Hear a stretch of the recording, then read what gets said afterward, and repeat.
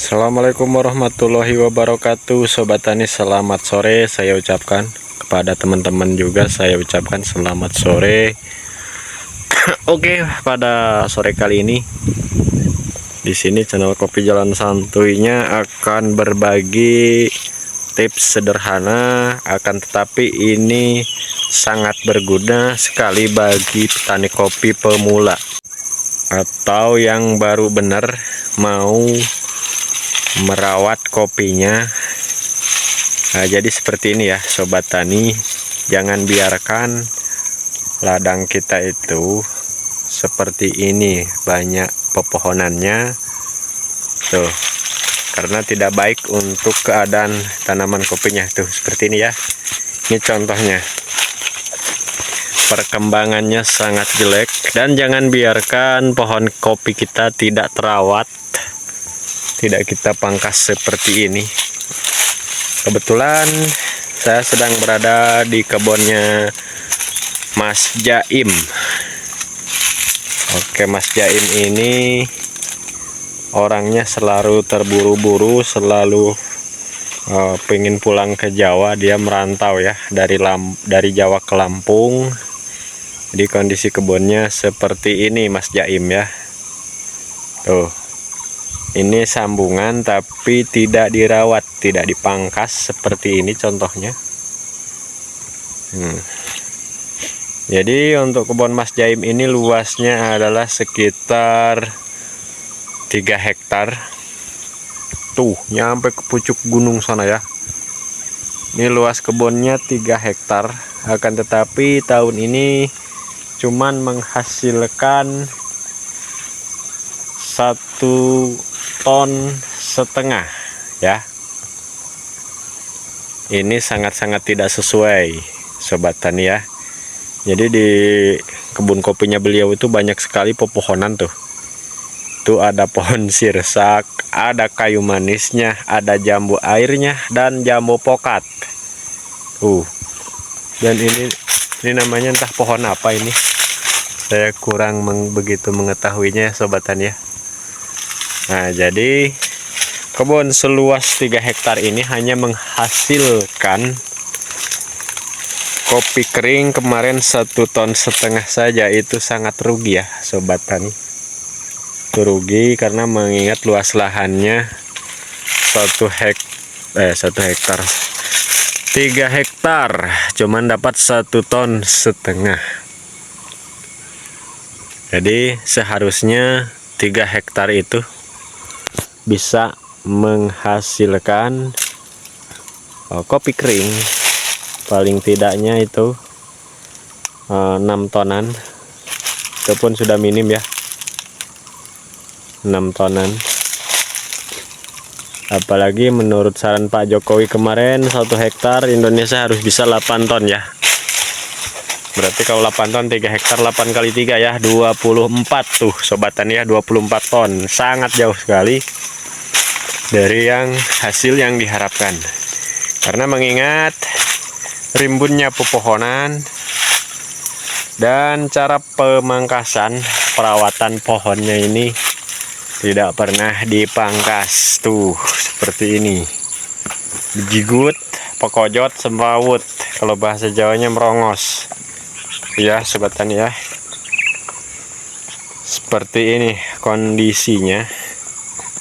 Dan sekarang pun ini orangnya sudah pulang lagi ke Jawa. Oke. Seperti ini ya. Jadi kita sarankan, nah itu hasil dedak kopinya disebar di halaman biar tidak cepat tumbuh rumput. Dan kalau sudah membusuk dikeruk ke pinggir jadi pupuk organik ya. Nah, kita akan review ke bawah itu ya Sobat Tani. Nah, di situ ada sambungan yang sangat-sangat sekali pekojot ya. Semrawut tumpang tindih. Kita turun ke bawah. Kita cek. Ini dia.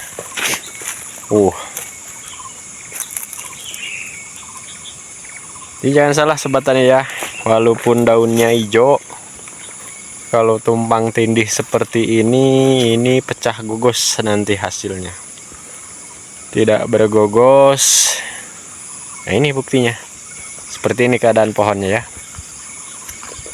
Ini luasnya 3 hektar, hanya menghasilkan 1,5 ton. Nah, seperti ini. Ini pohonnya sudah pada kayak bonsai ya sobat tani ya. Oke.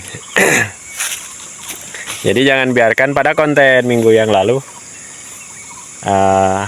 atau tempo hari yang lalu kita menyarankan simpanlah bahan dengan tepat agar tidak telat atau tidak terlalu dini. Ini contohnya nih. Tuh sobat tani ya.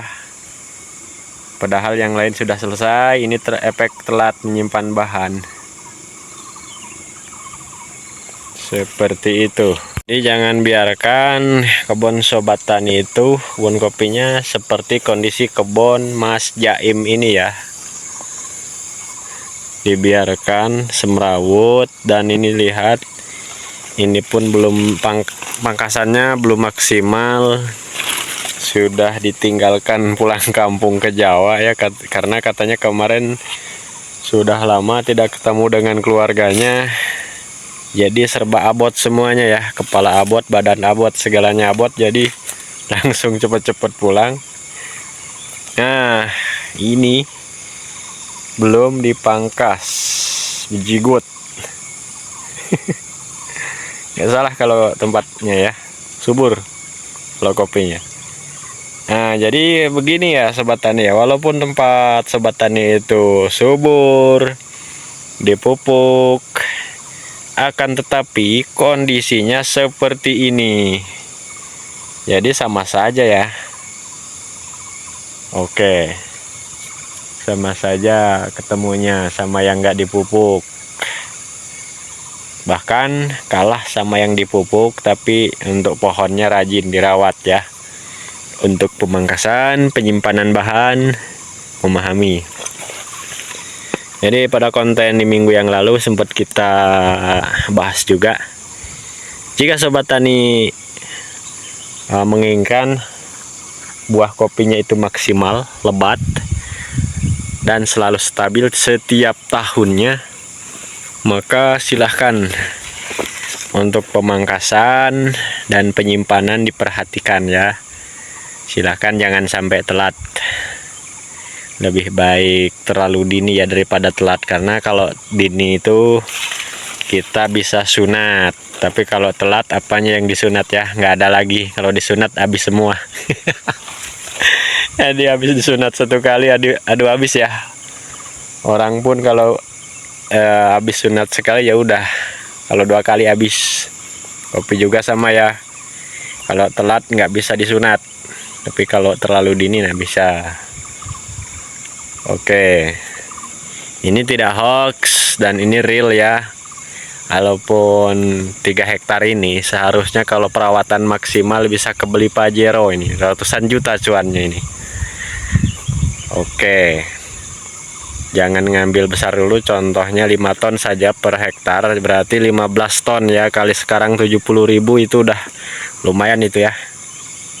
Nah jadi sobat tani, 15 ton dikalikan 70.000 aja untuk harga sekarang, itu bisa menghasilkan cuan 1,5 M ya. Kalau nggak percaya kalikan saja ya.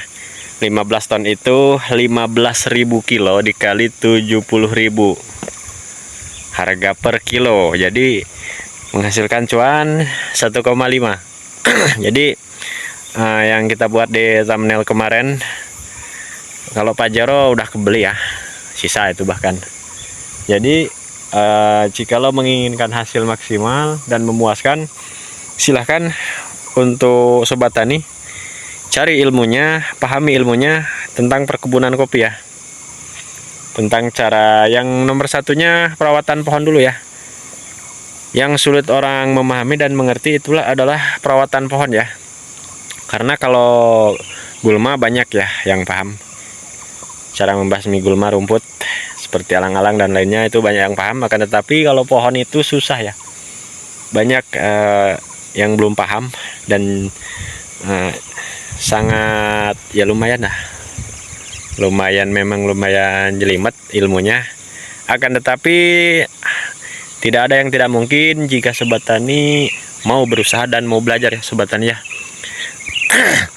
Oke, tentunya channel Kopi Jalan Santuy ini sering mengajak kepada sobat tani pemula, tentunya marilah kita simpan bahan B0 itu dengan tepat di ketinggian MDPL masing-masing. Marilah pangkas seusai pasca panen, dan setelah penyimpanan tentunya perhatikan untuk wiwilannya, tunas cacingnya harus perhatikan seperti ini ya. Ini tunas cacing, ini kan sering kala tumbuh setelah penyimpanan bahan, dan sebelum penyimpanan bahan pun sering kali tumbuh seperti ini ya. Oke, nah untuk penyimpanan bahan itu sudah kita buatkan konten part 1, part 2, bahkan part 3 ya itu. Silahkan, tergantung sobat tani ya. Untuk sobat tani, apakah sobat tani mau belajar demi kesuksesan?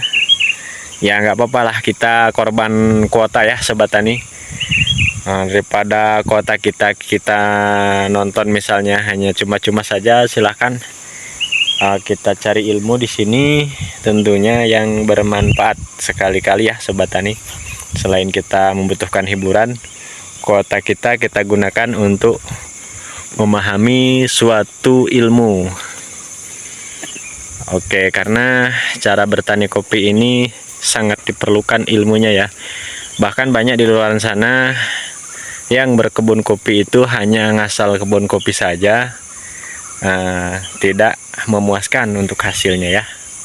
Jadi silahkan digali terus untuk ilmu pertanian kopinya agar kopi kita itu maksimal. Tuh, kebun ini 3 hektarnya sampai ke atas sana ya. Kita zoom. Oh, punya Mas Jaim. Orangnya sudah ke Jawa, pulang kampung.